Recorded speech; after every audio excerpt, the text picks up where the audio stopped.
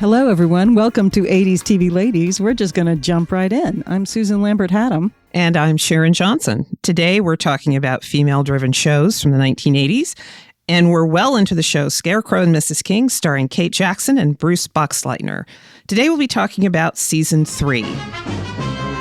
Oh, it's fun to be a mom, and it's fun to be a spy. It's fun to be a spy and a mom. It's fun to be a mom, and it's fun to be a spy. It's fun to be a spy and a mom. I think we should call this episode of the podcast Slipping Sideways. Season 3 of Scarecrow Mrs. King. I don't know. Sharon, what are your big impressions?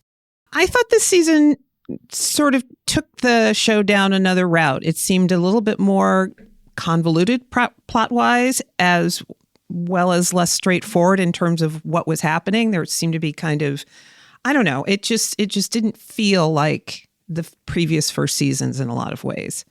Yeah, it takes the show a little bit in a different direction. Yeah, Season 3, and some of it's good.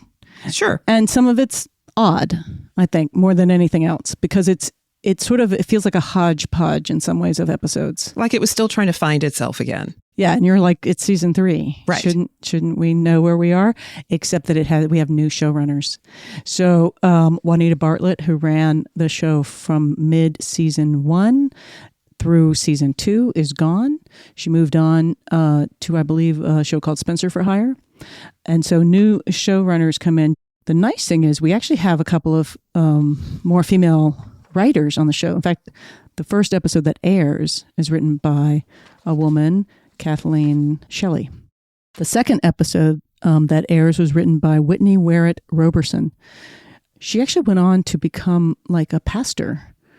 We looked her up because we're looking for people to come bring on the show, and she wrote several episodes of television in the 80s, and then she left, and then she became a pastor, and she wrote a couple books. Wow. But she unfortunately passed away a few years ago. Well, everybody has their own Hollywood story, and I guess she felt she'd seen it, done it, and it's time to do something else. A number of people who wrote television in the 80s went on to do other things later, like teaching is a big one, and but the pastor was a new one. There's an interesting thing about Season 3 in that the first female director works on this show. And that female director is, do you know who that is, Sharon? Not off the top of my head. Please remind me. I will remind you because it's Kate Jackson. The only female directors for Scarecrow Mrs. King were Kate Jackson. She directed 2 episodes, one in Season 3 and one in Season 4. And I kind of wish they had a couple. There are a couple of female directors in the world of 80s television at this time, but none of them directed on Scarecrow Mrs. King, except for Kate Jackson, and it was her directorial debut. And so that was kind of exciting in this season, Season 3. I guess it's not too big a surprise, though, in that, even now, most television is directed by men, so... Yes, and in the 80s, it was even more so. But it's nice to see some... ladies on the writing staff, which we had a few, Season 1 and Season 2, a few other than the showrunners.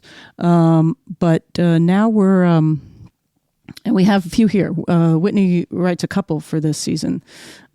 So that's very exciting. I think one of the reasons that this season feels a little unusual, there's a lot of discussion in the fan world for this, that the first 5 episodes of this season are out of order, that they feel out of order, particularly as it relates to their relationship, because the relationship takes a new step, right? Mm-hmm. So in the course of this season, basically, Scarecrow and Mrs. King start a relationship. Right. They become friends in Season 2 and partners. And then Season 3 sees a very somewhat confusing trajectory towards them dating. And when you have just Case of the Week, you can move episodes around. But when you're actually tracking a relationship, it sometimes is very, very challenging if you do that. Which makes it all that more surprising that they would have done that, because even though it was moving forward very slowly, there was a steady, for lack of a better word, progression of their relationship to something romantic as the season went on. And by showing the episodes, some of the early episodes out of order, you kind of lose that progression a little bit. It just feels a little off somehow. I mean, in Murder, She Wrote, in Columbo, it literally doesn't matter what episode you're on. Mm-hmm. It's like Columbo is the same, Angela Lansbury is the same, and you know, it doesn't matter whether you're in almost even what season you're in. The only exceptions were the flat out soaps like the Dynasties and Dallases and Knots Landings of the time. I mean, even now you can fire up any Law and Order episode and it almost doesn't matter what season to be able to get something out of the episode, because it's not about the characters. It's not about it's about the case, whatever the case is. So, and I think you'll see this with a lot of the shows that we'll be looking at from the 80s. It was the beginning of, it's somewhere between a soap and a case of the week show. There was something about this season, weirdly, that became more of almost like a workplace show. I think some of the home, like the mom stuff, falls a little bit behind because, and then we have a couple of nice episodes that focus on some of the other characters in the show. But we start off the season with A Lovely Little Affair. That's the first episode, again, written by Kathleen Shelley and directed by Harvey Laidman. And basically, like, Amanda gets a little bit of she gets an assignment to track down, to follow a guy because he's in town and he's an art restorer. And he's in town working on something, but he has a high-level security clearance because it turns out he's in town working on the Declaration of Independence. And his half-sister has been kidnapped back in Italy. And so then, of course, chaos ensues. But meanwhile, Amanda gets a little bit of a alternate romance, a potential other romance than Mr. Scarecrow, Mr. Lee Stetson. So what's weird is in watching this, like, it definitely felt like, oh, they're trying to basically give her like another, like, oh, I could have this interesting love affair. But also, like, literally the guy's in town, his half-sister has been kidnapped, and they're going to basically blackmail him into doing something he shouldn't do with important, vital American documents. There's a little National Treasure-esque going on.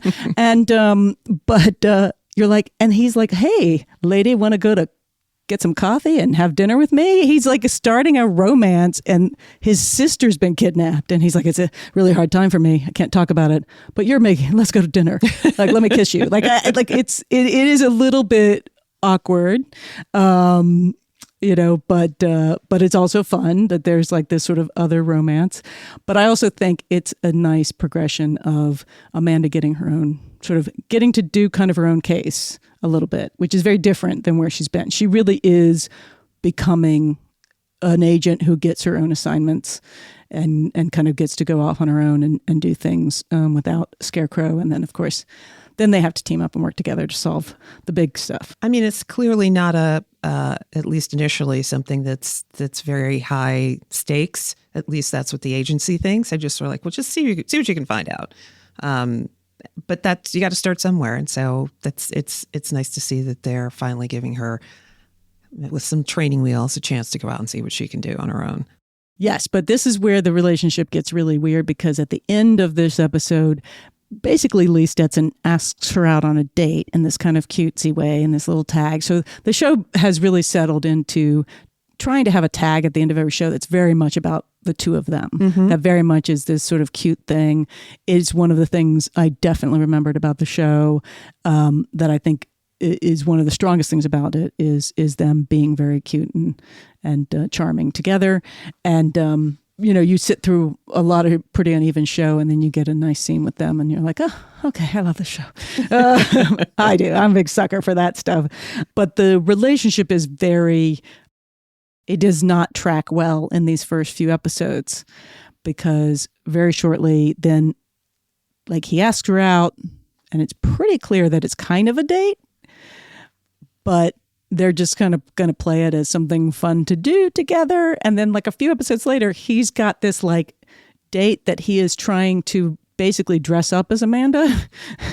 He's like, hey, remember that great thing that we did like one New Year's at an embassy party where we had to be there and do something, an episode we never saw, like something that we never saw happen that sounded like, oh, that would have been a great episode, New Year's Eve episode at an embassy.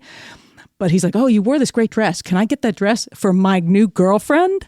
And she's like, I made that dress and now I'm offended. Like, so their relationship is really all over the place. It's very clear to me that I'm starting a relationship with a new person who is actually a somewhat normal person. So clearly I've been affected by Amanda King, but I don't actually think I could date her. That episode should have come before this episode, A Lovely Little Affair, in my mind. I'll make a confession. As is typical for me in my television watching, I tend not to pick up on those kinds of things. I guess somewhere in my mind, I've decided the writers and the people that are making, the producers have decided they're going to go this way. And my job is to just enjoy the ride and not really think about it too much. So when I was watching those first few episodes, and even though in the back of my mind, I had noticed those little incongruities, I quickly just dismissed it and went, okay, on to the next episode, without really thinking about it too much. So that's my confession. I know, and I obsess over everything, particularly if it's a relationship thing, like either buddy relationship or romantic relationship. So again, everybody is pretty sure that the season was supposed to start with episode 5, the 5th episode that airs, Welcome to America, Mr. Brand. It was the first episode shot in the production schedule, and pretty much all the fans who have spent a lot of time reordering these first 5 episodes and a lot of discussion over what happens between episode 1 and episode 5. Not everybody agrees which order they should be in, but almost everybody agrees that Welcome to America, Mr. Brand should come first. And it was first on the production schedule. So in that one was actually nominated for an Emmy for Outstanding Costume for a Series. So it was another Emmy nomination for them. And Amanda also has a little job to do. She babysits a vacationing British accountant who basically is sort of a James Bond wannabe. And then they get into a lot of trouble and have to save, things. It's fun. That's a fun episode. Yeah. It's pretty light. Feels like an easy one to start with. There's some other more interesting episodes for me. But at least that one felt in a lot of ways more in tune with the Scarecrow and Mrs. King we knew before. And perhaps if they had aired the episodes in the production order, that progression might into sort of the new, I'm sure they thought improved, Scarecrow and Mrs. King might have been less jarring, perhaps. So, that episode definitely was a fun one.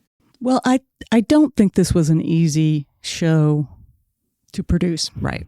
Clearly. If we're in season 3 and we're on our 3rd showrunner, that's usually a sign that there's some challenges in this production. Now, I got really excited about the production schedule that Sharon found, because then I start going, okay, wait. So if they shot this one first, what does this mean? And we're going to jump back real quick to season 2, because remember we talked about why did they go to Europe? It was exciting to go to Europe, but they did 4 episodes in Europe. And the production schedule shows that they shot a couple and then they went to Europe. You're like, oh, that's weird. And it was 1984. And they were shooting this show in Los Angeles. And what was happening in 1984, Sharon, in Los Angeles? I think a little thing called the Olympics was happening. That's right. The summer of 1984, the Olympics were happening in Los Angeles, and people were freaking out. Now, I was just about to arrive in Los Angeles for my first time. I had been accepted into USC School of Cinema, and I was coming out to start school in September. And I got people were really excited about the Olympics being in the United States for the first time in a long time, and in California, in Los Angeles. And I was so Mom, I've got to go out early. I really want to go out early, and I really want to see some Olympics, because a lot of the events, the swimming events, were held at the USC campus. Right. And they were held and the events were all over Los Angeles, and people were freaking out that all of LA was going to shut down. That you couldn't do anything. It was like everybody in LA the residents were like, this is going to be a nightmare. Gridlock was predicted. You weren't going to be able to go anywhere, do anything with all this. And I had already been in LA for a couple of years, and I was working Miracle Mile area. And so they changed us to a 4-day-a-week schedule, 10 hours a day, 4 days a week, which turned out to be fantastic. And it turned out to be nothing. I mean, until the pandemic, traffic has never been so good in Los Angeles. It was awesome. That was the thing. Like it was like Y2K. It was like, oh my God, we the sky is falling. Let's prepare for it. Everybody hunkered down, and then it turns out because nobody was driving around, there wasn't as much traffic. It wasn't a problem at all. However, I think a lot of productions were like freaking out that they were going to have problems doing production in Los Angeles during the Olympics. And so I kind of think that's one of the reasons. They were like, well, where can we go? And they were like, oh, let's go to Europe. Yeah, it's an international show. It's an international show. Spies are everywhere. And it worked out well for us, the audience, because those were some fantastic looking episodes. We've gotten a couple call sheets. And there's one that really stood out for me. I think this was from season 3. Yes, George Geiger, executive producer. It's a little note, a little memo to Miss Beverly Garland from October 15th, 1985. Dear Beverly, I thought you might like to see the first writer's draft of the show we've been talking about. This ends up being a show that's kind of about her character. Please keep in mind we are still working on this script and that, in fact, we have had no chance yet for the staff to rewrite any of it. However, the basic plot involvement for Dottie is already there, and I'll talk to you more about it on Friday. See you then. And it's this lovely little memo from George Geiger, and they did a Dottie episode, which was really fun. But that's in October, and then there's a call sheet for this is one bear dances and one bear doesn't. And I noticed that they were shooting very close to the air date, more than you would think would be comfortable. It's like a month out. And I'm like, they've got to shoot this thing, they've got to post this thing, and they got to get it on the air. That feels really tight for me. They don't start off that tight. When they first start shooting, there seems to be a little bit more play. But there's something crazy. One of the call sheets was like January 4th, and then that show was on the air in like 3 weeks. It was harder to film in the 80s. I'm looking at these call sheets, and they're handwritten. It's, they're literally, it's a form, and then you fill out the call sheet every day, and it's handwritten. Do you remember that? All right, I'm going to pull Melissa in for this. Melissa Roth is our producer. She also worked in camera in the 90s and 2000s on productions. But I was just so struck by the handwritten call sheet. It's so sweet. It's so sweet. Isn't that quaint? Well, I did in the 80s. Yeah, there was. Yeah, I wouldn't surprise me that a lot of it was handwritten. Usually you get those inserts where it looks a little bit more typed, but...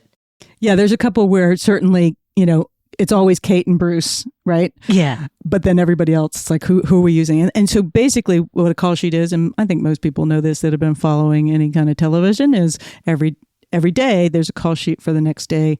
So you know who is involved in the shoot, where they're supposed to go, if there's any special effects, if there's any special consideration, crazy locations, or, there's going to be, fake gunfire, things like that. So everybody knows what's happening. And also what time they need to be there in particular. It tells them what's the call time, hence the call sheet, so that people know what they need, when they need to be there. It tells the actors what time they need to be there. And I would assume the rest of the crew as well, so that they can prepare and be ready to shoot by a certain time, because they only have so many hours in a day that they can shoot without incurring many, many additional costs. Yeah, it's interesting that it's like semi-redacted up at the top, but it looks like it's day 12 of 85.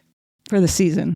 Yeah, so that's 85 shooting days for 20 episodes. So although is this January? I feel like that is January, so that would have, maybe it's day 12 of the year. Oh, that's the date, because they will, you're right, that's the date.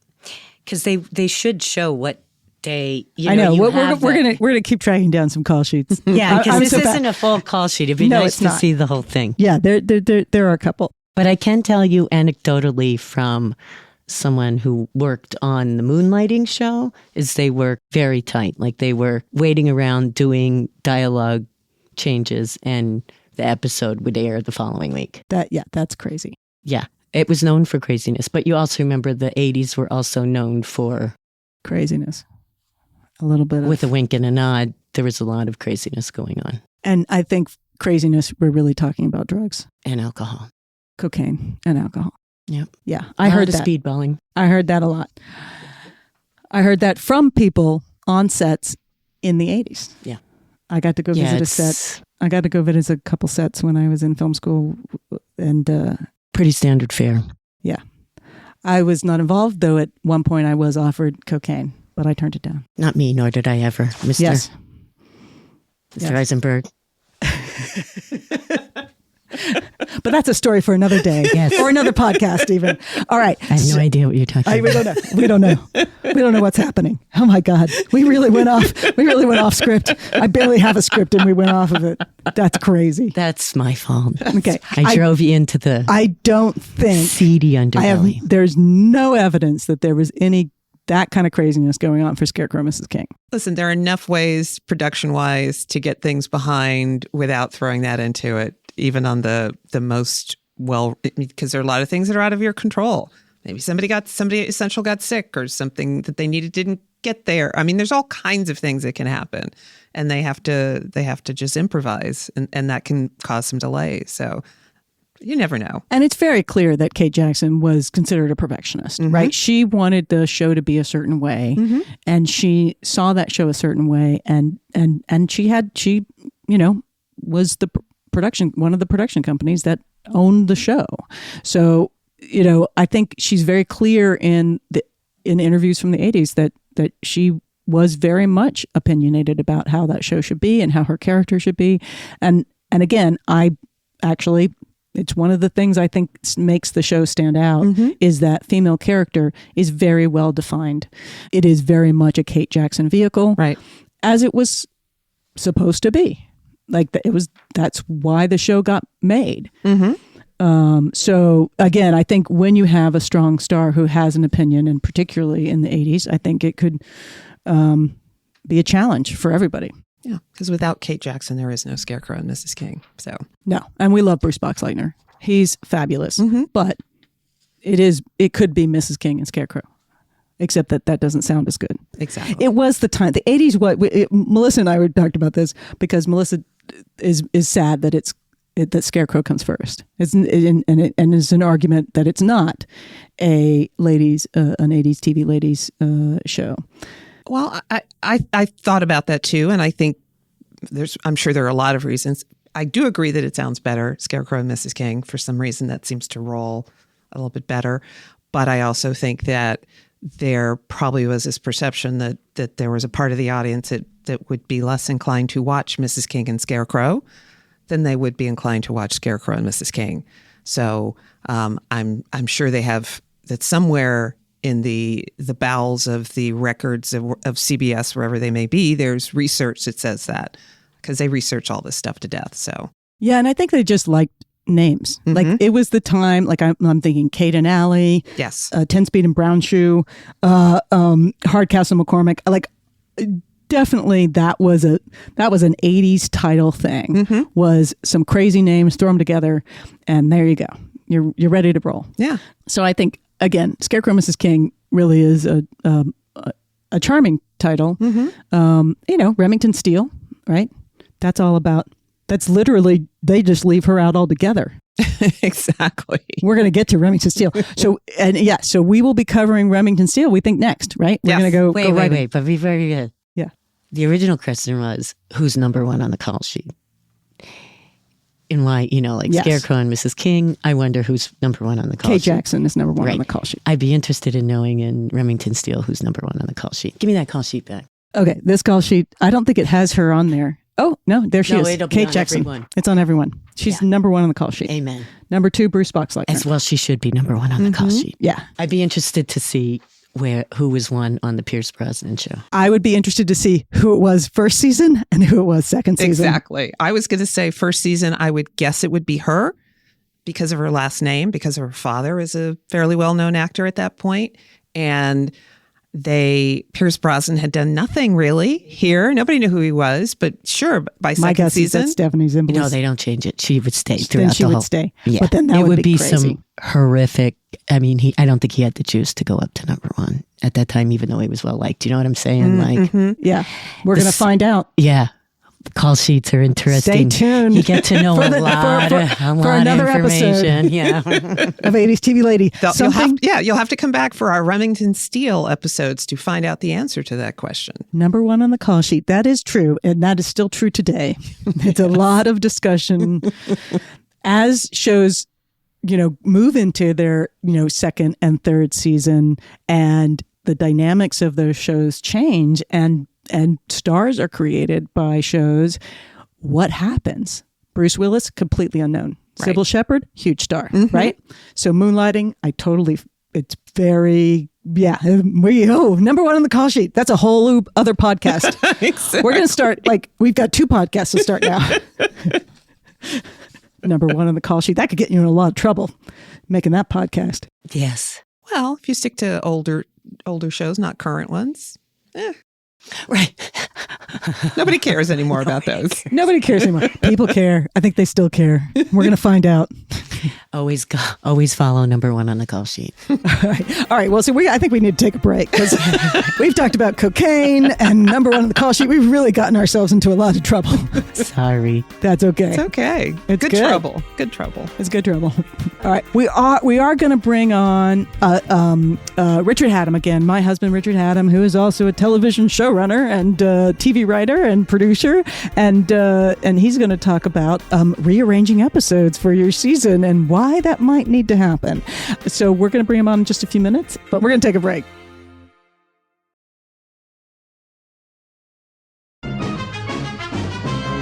Oh, it's fun to be a mom and it's fun to be a spy. It's fun to be a spy and a mom. It's fun to be a mom and it's fun to be a spy. It's fun to be a spy and a mom. Okay, so we're having on Richard Hatem. Let's welcome back Richard Hatem. Hey, how are you? Hey, Richard.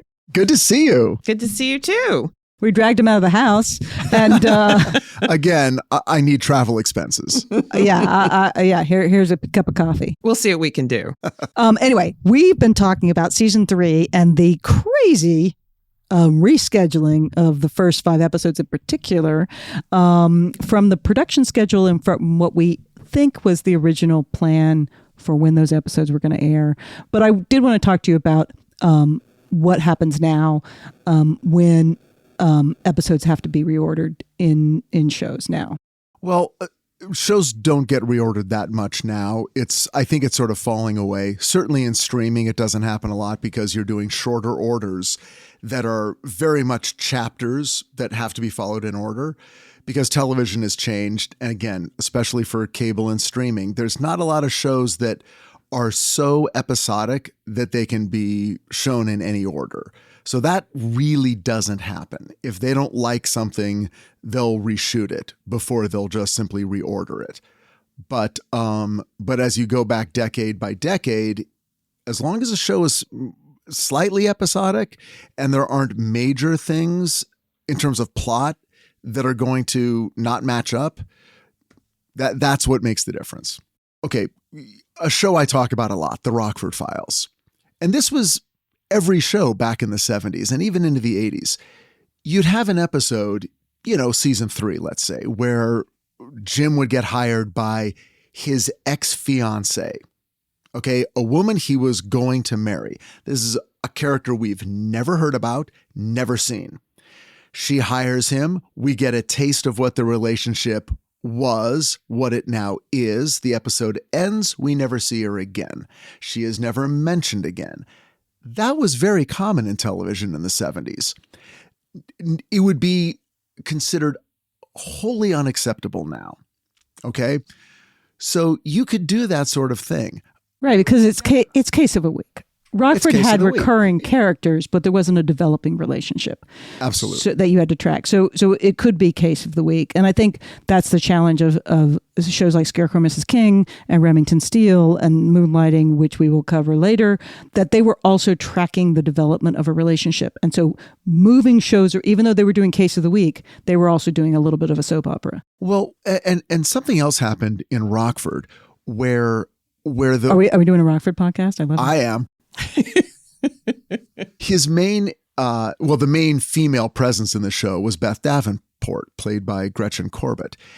And who we love. And so what they did with that character, and it allowed them to sort of take a very 70s modern view of sexual relationships. They just sort of baked in that he and his lawyer sort of had an on-again, off-again relationship. They were clearly very close. They worked together professionally, and they dated, but they did not date exclusively. So you would have episodes where it was clear that they were together and spending time together and sleeping together. And then a few episodes later, she'd show up with a guy she's been dating and ask Jim to help. So they took this sort of extremely modern view, while at the same time, it helped them production-wise because they didn't have to track anything.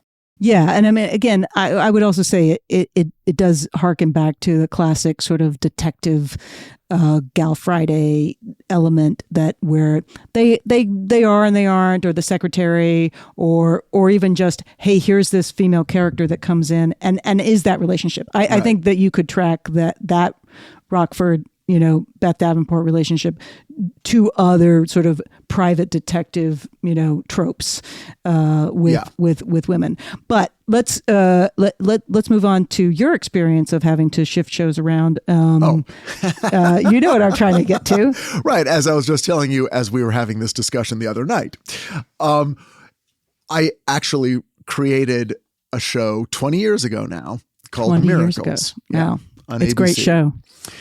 And if you want to watch it, unfortunately you can't because it's not streaming anywhere. One of the only shows that's ever been made on television that's not streaming somewhere. Absolutely not streaming. Insane. But you can see it on YouTube, and if you can find them, you can get the DVDs, maybe Amazon, maybe eBay, but enough of a commercial for me. But what was funny is when we were talking about this, I'm like, wait a second, they did that on Miracles, because when we were doing Miracles, we were very interested in doing more or less self-contained episodes. And a lot of the ideas we came up with were, oh, this is a cool idea. Here's a cool idea. Here's a cool idea. And we really hadn't baked into our show a lot of ongoing, there was no like girlfriend or a relationship that was either growing closer or breaking up in terms of a romance. There wasn't a romance, but there was a developing relationship between the two lead characters who had to work together, but you didn't need to track that moment to moment. Right. They were who they were. And we really liked that. It just was it was what the show was about, and so we didn't really have to track a whole lot. There were a couple of things with our third lead, Marissa Ramirez, and her character, where she gets introduced, and at a certain point we learn that she has a son who's like 5 years old.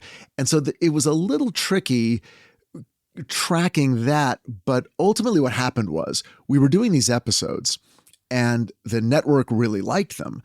But at a certain point, they sort of said, you know what, these episodes are great, but we're wondering if you can maybe introduce higher stakes, if there's more like life or death stakes. The comparison obviously was the X-Files, which had just recently either had gone off the air or was about to go off the air.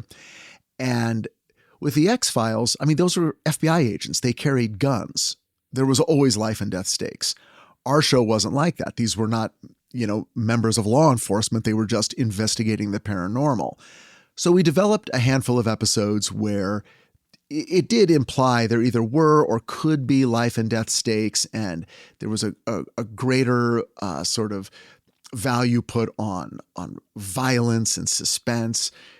Episodes like the Bone Scatterer and Little Girl Lost and things like that. We've seen these episodes. We're one of the few. The people in the room get it.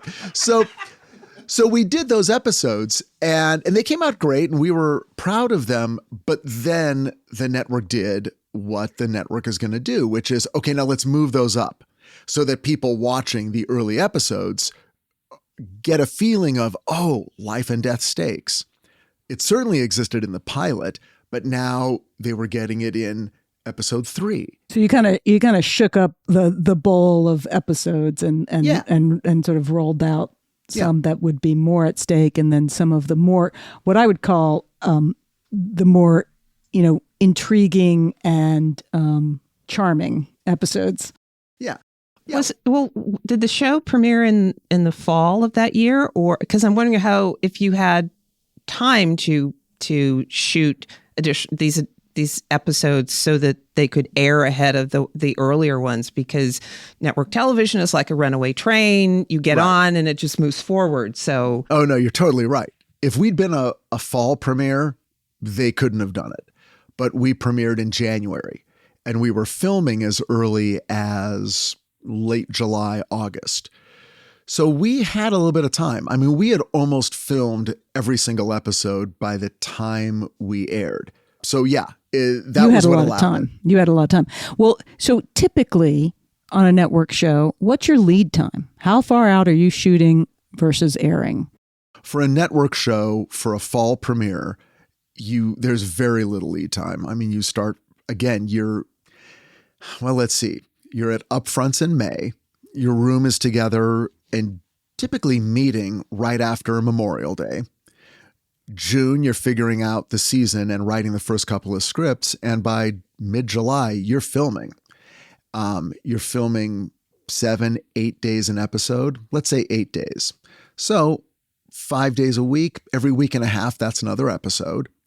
So you should, by Labor Day, have a small handful of episodes ready to go. Of course, they need to be edited and scored, and special effects or whatever else you need in terms of post has to be done. And those episodes have to be locked and then delivered. And then you get another week and you have to have another one and then another week. But it does move very, very quickly. If you're mid-season like we were, it's a little bit easier. Well, so I'm just curious because we were looking at call sheets for Scarecrow Mrs. King and production and air dates, and come January, they might be 3 weeks out. They might be shooting 3 weeks out from when they're airing an episode of Scarecrow Mrs. King in 1984. Yeah, no, that goes on today. I am sure there are episodes of big network shows, the CSIs and NCISs, where they're doing a lot of episodes every year. And they're starting in the fall where it gets down to that. With networks, often what they do is they'll air a bunch of episodes through Christmas, and then that network show will then not air for 3 months. And then it'll have a second premiere in March. And then the last batch of 9 or 10 episodes air then. It allows them to catch up a little bit. And give a little more time. All right. So the show you're currently on, you rearranging episodes on that? Absolutely not. Titans, we run a tight ship. We strive for efficiency. You're streaming. So and streaming, half streaming shows, they'll write them all and then shoot them all, and that's it. Well, also, and it comes down to numbers too. There, a lot of times what they do with cable shows is they will, there'll be a season of say 12 episodes, but for whatever reason on cable or streaming, they'll show 6 of them. Then for 6 months, they won't show them, and then you'll get the next 6, like, season 3, part 2 or something. And from the outside, you think, oh, that's great because they got extra post-production time on those final 6 episodes. But truly, they don't. It's too expensive to draw it out. So they're kept on that production schedule of pre-production, producing the episodes, and then post-production. They're just holding them back. I mean, there might be a little extra time for the final 6, but certainly not months and months to get in there and, fiddle around. All right. Well, I thank you for coming on and filling us in on our fabulous questions that we have about making television. My pleasure, 80s TV ladies. Hopefully we'll have you back for sure. All right. Thank you, Richard. Thank you, Richard. All right. We're going to try to stay on track so I can talk about a couple of episodes, and we got to talk about some of the cool guest stars that are in season 3. One of my favorites, because it's both weird and also, again, moves the relationship along in an interesting way is Utopia Now, which is kind of episode 7, and basically Amanda and Lee, basically have to go to the backwoods of Virginia to spy on basically militia white nationalist guys, which is a lot of the show. And then they have to go on the run from them and sleep in the swamp and be nice to each other. I like that. Nothing like camping out with your potential boyfriend, I guess, to yes, move things along. Yes. So. And then we get a Billy episode. We get a little bit of a Francine episode. So you were talking about the Billy episode. Yeah, it's tonally, it's very different from really anything else in the series that I can recall. I was trying to think of it's sort of like the Tinker Tailor Soldier Spy genre kind of sense about it. He was drugged and has amnesia and doesn't know what's happening, and it just felt like a completely different show, like it belonged on a different show. But it was still great to see that actor have a chance to really, Mel Stewart really got to lead an episode, for once, because usually he's just go do this and he's usually stuck in his office, telling Lee to calm down, and Amanda, she's doing a good job. Exactly. So he got to do some acting in this. He got to really get out of the office and care about this was important. It was personal. Exactly. So those are always fun. And then Francine gets sent to like the Middle East and kidnapped in what was it? Not Jade Edu. I mean, they are just.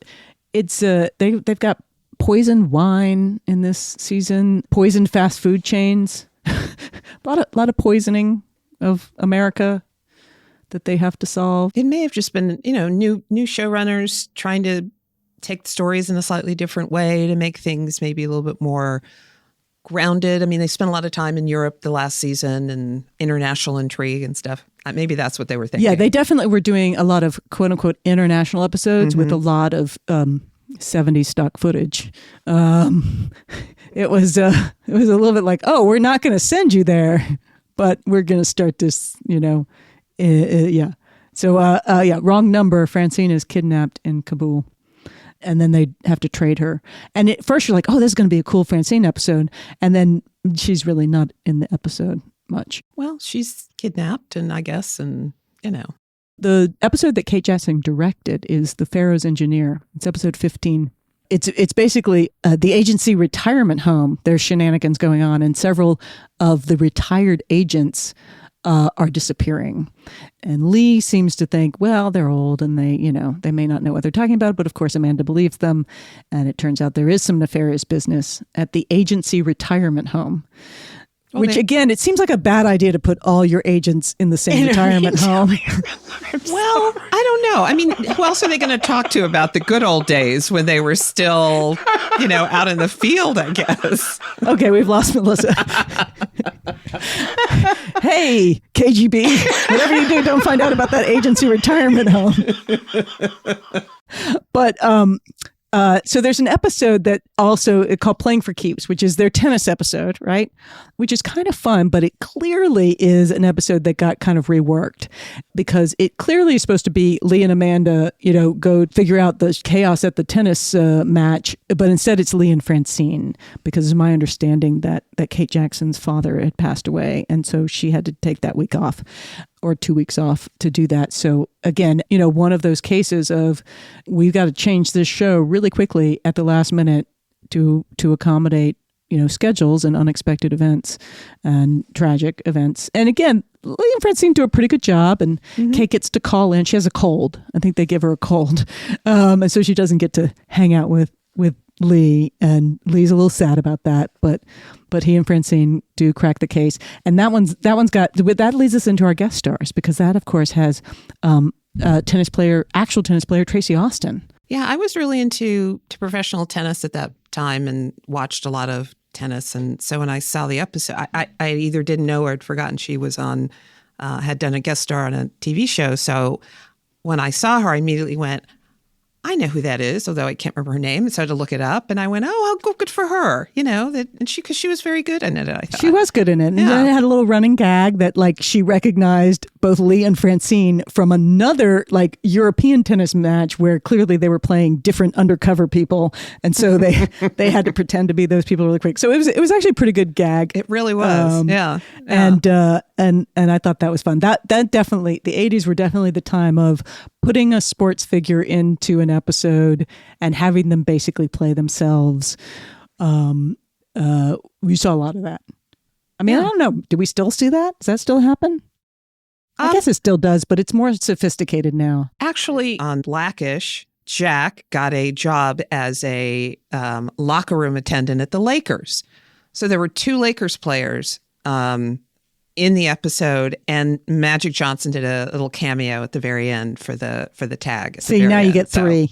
Like there's only Tracy Austin as far as I can tell. Yeah. There might be some other tennis players in there, but that's pretty great. So you're still doing it. Of course you're going to do it. Yeah, well, I think in this case, it certainly helped that somehow they got the Lakers. So they want to get as much Lakers stuff in there as they possibly can. So For sure. Yeah. Yeah. Well, for me, as we touched on earlier, there was a progression of their episode, their relationship, Lee and Amanda's, through the course of this season. Very slow progression of the relationship through the course of the season. Lots of little teases at the end of episodes. And so they have their first very chaste kiss at the end of episode 13. And by the final episode, they actually had their final kiss, and they are definitely going to start dating, whatever you want to call it. The relationship is really begun. The romantic relationship. Has really begun by the end. And yes, and I do like that episode 13. Beverly Garland gets to do a lot. So everybody got to do a little more. They didn't get a lot in each episode necessarily, because again, I feel like the kids and mom kind of got a little bit of a short shrift in every episode. Yeah. But they sort of like, definitely Beverly Garland gets the episode. She basically falls in love with, of course, a Russian scientist. But that one also has some nice romantic elements to it that are fun, because they're listening in on, her mom on her date, and she starts talking about that she thinks Amanda has a little something going on at work. And so that's fun. By the way, Harold Gould, who played Rhoda's father on the sitcom Rhoda, played the Russian that the Beverly Garland's character Dottie falls in love with, has a relationship with. Another notable guest star for sure. And that's a great, he's wonderful, great character actor, been in everything. Also in this season, the guest stars are Kevin Nealon in episode 4. He plays a security guard. Yeah, he's the guy at the desk as people are coming in. He's supposed to check their IDs, and he doesn't do as good a job perhaps as he should, and let some people in that shouldn't be in. So but there you go. Somebody's got to start that trouble. That's right. James Cromwell plays a Russian spy in an episode, and then he comes back, or he's been in before. He comes back later. He comes back later. And his first appearance is in episode 4, the same one that Kevin Nealon is in. And then he comes back again in episode 18, which is the one called Wrong Number, playing the same role. So somehow he managed, forgive me, I don't remember how he got away, or they didn't even know about him. And then he returns. Well, he's one of those bigwig Russian spies who kind of gets to show up and be like, yeah, I know you, Mel Stewart. It's that thing where you have those, Russian spies that just get to hang out for a while, and then they get kicked back to Russia, and then they, in shame because Scarecrow ruined his life, so then he has to come back and then try to ruin Scarecrow's life. But it was interesting to see him play basically a bad guy, because most of us know him from Babe. Yes, as the great farmer. So that was really a little bit of a nice surprise, as all of these are. It's always kind of fun to watch these older shows, and suddenly someone turns up and you go, oh my gosh, that guy, that woman is in this particular episode. Well, one of the things, and one of the things that definitely stood out as a little bit of uneven was they introduce a neighbor, Buck, who is played by Frank Bonner. Now, he's great, and he's from WKRP, and again, well-known character actor. And you're like, oh, okay, this guy's going to have something to do. But he doesn't really. He's in 3 episodes. He basically just walks in. He acts like Schneider from One Day at a Time. Like I was like, except he's not a handyman. And he just literally walks in and you're like, why? Well, probably because they were trying to find a way to pull the family back into it, to pull Dottie and the kids back into it, because it kind of makes sense. They moved away from home, even though that is still a part of Amanda's life. But now she's actually more of an agent, so they're focusing more on that as opposed to, oh, she's got to get home and help the kids with their homework, or the Cub Scout project or whatever, the bake sale, whatever things they had her doing before. So, and the kids are getting a little older, and a little snarkier. They're like on the phone with talking to girls, but also commenting about what their mom's wearing and is it a date that she's heading out to. So there's the scenes with the kids are fun. It didn't feel as well integrated to me as in the first 2 seasons. But I will say there's a really interesting episode, episode 11, The Wrong Way Home. And I remember this from when the show first aired because it was in some ways very surprising to me because they bring back Amanda's ex-husband, who we've never met. We've only heard about he has been in a foreign land doing important foreign work. And he basically, he comes back to DC because he's accused of murdering the prime minister of some foreign country. Eustochian? Yes, the well-known fake country of Eustochian. Yes, So. but it turns out he didn't. But Scarecrow and Mrs. King have to solve that. But what's interesting to me, what was interesting that even resonated then, is he comes back and he's a good guy. Yeah. Like, he's in trouble. And they have this like very friendly relationship, even though literally he has been missing, completely absent father for 2.5 years. Yeah. And, but it feels like a very sweet kind of relationship. Yeah, and they don't really explain or give any indication of what actually happened that led to them breaking up and why she was okay with him being away and really not in their kids' lives for all this time. I'm sure it's all tied together. It feels like, I think there's a few lines that are basically like, he got this great job offer and was like, let's go to Eustochia. And she's like, yeah, no, I think I'm not taking the kids out of school. I think we're going to stay here. But he also sort of, he's like, you're different. Like he sort of recognizes that she is a different person and clearly seems to like, in some ways, kind of want to pick up. Like you get the sense that he would be like, hey, or maybe we just want to, get to know this new Amanda that he's seeing. Yeah. Who is she? Yeah. So there's this very odd thing that they do because the little tag for that episode is she and her ex, who by the way is played by the actor that played her husband in Rookies.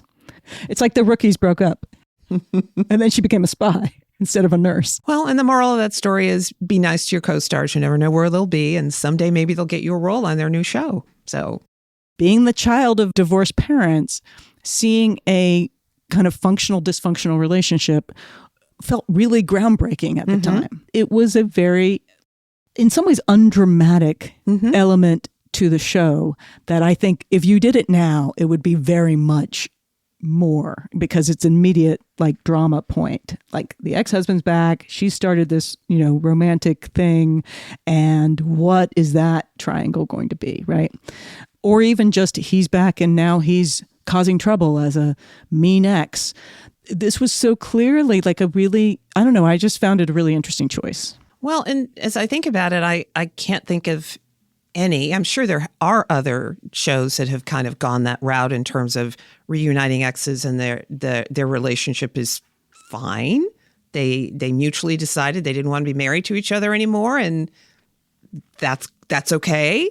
As opposed to some sort of push and pull of acrimony or accusations between them and bad blood. It is very much the exception rather than the rule. So they play it as a moment for Lee Stetson to kind of go, oh, maybe I have to take a step back. Because he basically, saves him and the family, and he saves them at their kids' school, and so there's this moment where it's like their family is back together, right. And Lee Stetson is to the side watching it happen, the lone wolf again.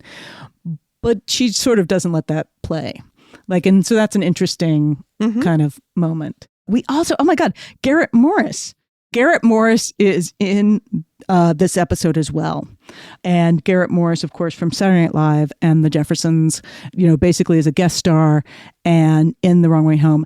And there's spoiler alert here. So if you want to watch the show and don't want to know about it, then stop right now, pause or skip forward, I don't know, 45 seconds.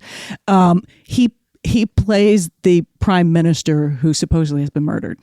But he shows up as basically not that. And so Lee is like, he shows up as just a diplomat, and he's a little bit wacky, and Lee has to put up with him and is trying to be very nice to him because he's clearly an important diplomat. But it turns out he's actually the prime minister. He hasn't been murdered, and he's come to help solve. There was a murder attempt on his life, and now he has to solve it. And so it's lots of international intrigue going on there. Yeah. But he's great. And this is actually one of the few times they've made up a country. Usually people are from, real countries, whether they be the bad guys or whatever situation's happening, which I also found really interesting that they were able to do that, or they decided to do that. Because a lot of times in these shows, they'll just make up a place and, so as to not offend anybody, I guess. All right. Well, I think that's most of our. Oh, Ray Wise is a big bad. Yeah, he's our antagonist in episode 15, the triumvirate. Again, just somebody else that you see in the show and you go, oh my gosh. I do love the triumphant episode because basically it starts off and Amanda gets her paycheck and it's like $100,000 or something. I mean, it's way too much. And she's like, okay, clearly I've gotten the wrong amount. And then she has to and then she's trying to correct it and sort of facing the bureaucracy of working for a federal agency. But it turns out then, of course, she was given the check of an assassin who was being paid to do an assassin thing. And so, but that one's very funny because she's like, she doesn't just run and cash it, She's Amanda. She's Amanda. Never do that. So she's like, oh my God, this is wrong. Somebody made a mistake and I have to give this back. But then of course, by the end of the show, she's like, doesn't have her paycheck. Right. And she's, very much living paycheck to paycheck, even though she has very nice dresses for a lot of those embassy events. And so Lee brings her check at the end of the episode so that she can, make her mortgage payment. I like the final two episodes. They're a little bit odd and a little bit fun. Three Little Spies is Lee and Amanda with a rival Russian and Chinese agents that are also male-female teams. So it's the six of them trying to solve some major nuclear crisis. And there's clearly basically, it's a lot of spies trying to work together that are enemies. Yeah, trying to figure out if they can trust each other, and just because they're all trying to solve the same problem. Stolen nuclear detonators. Yeah. Headed for Pakistan, and then the final episode, of course, is set in the theater world. A favorite of mine, that trope, oh my gosh, we have to go solve a crime in the theater world. Yeah, that turns out a playwright is putting KGB messages into his play or something crazy. It's money laundering. I don't know. It's some crazy use of a playwright by the KGB. Yeah. And so that requires Amanda and Lee Stetson to go on stage as actors, but mostly Amanda. But again, as a theater creator and lover, that one's always fun. I always love that one. So that kind of that's season 3. So coming up, we have some really exciting stuff. We're going to have the actress that played Francine Degnan, Miss Martha Smith. Martha Smith. It's very exciting. Can't wait to hear some of the stories she has to tell about her time on the show. Well, I'm super excited to hear about being on that show, being a strong female character, but who often gets short shrifted, I think, in the show, even though it's so, again, I think fairly unusual of the time to have another woman agent that, even though is sort of a rival, they also are coworkers and end up having grudging respect for each other. Right. Yeah. I mean, Francine had, a certain level of skepticism about Amanda, understandably so. Francine is a trained agent, and suddenly this woman who Lee literally picked up on a train station. Yeah, on the platform, is now involved in cases. I could see where she would be a little skeptical of that, but she, over time, begins to appreciate what Amanda brings to the table and what she's capable of. So that's really great. I want to thank you guys for listening. It's been super fun as we get distracted, but we've come up with like 3 or 4 different podcasts. So I'm really excited about that. We can't forget our audioology. I just got this book, so I just started reading it. Beverly Garland, Her Life and Career by Deborah Del Vecchio. So I'm very excited to read about Beverly Garland. She had a very long career, really pretty amazing, and she does a fabulous job with Dottie. I think she creates a lot of character for Dottie with not a ton of screen time. But it's exciting. There's a chapter that sort of covers her time on Remington Steele and Scarecrow Mrs. King. I want to shout out again, Come Walk With Me. It's a fan website. I want to really thank all the fans who are reaching out to us. Thank you for sending us your thoughts and favorite 80s TV ladies. Keep them coming. I especially want to shout out Alan F. and Alex B. and Jeanette V. Here's part of Jeanette's message. She says, "What defines an 80s TV lady? I think it's that these women were unapologetic about having jobs and either having no husband and or children, or how they balanced work and home. And for shows which defined us," she says, "for me, Murphy Brown and Designing Women were the big ones. I love tons of 80 shows, but those were the most impactful on my own take on what my career would look like." Jeanette thankfully also confirmed what we talked about in this very episode, saying that indeed many shows filmed in Europe in 1984 to avoid the LA Olympics. We were right. Please tell us what you think. Tell us who we should be covering. Tell us what shows we should be covering. Go to 80stvladies.com. That's 80stvladies.com. Don't give us a show we can't cover. It has to have ladies in it. And they've got, it has to be from the 80s, I believe. And it has to be from the 80s. Title of the show. We hope 80s TV Ladies brings you joy and laughter and lots of fabulous new and old shows to watch, all of which lead us forward toward being amazing ladies of the 21st century. Thank you guys for listening.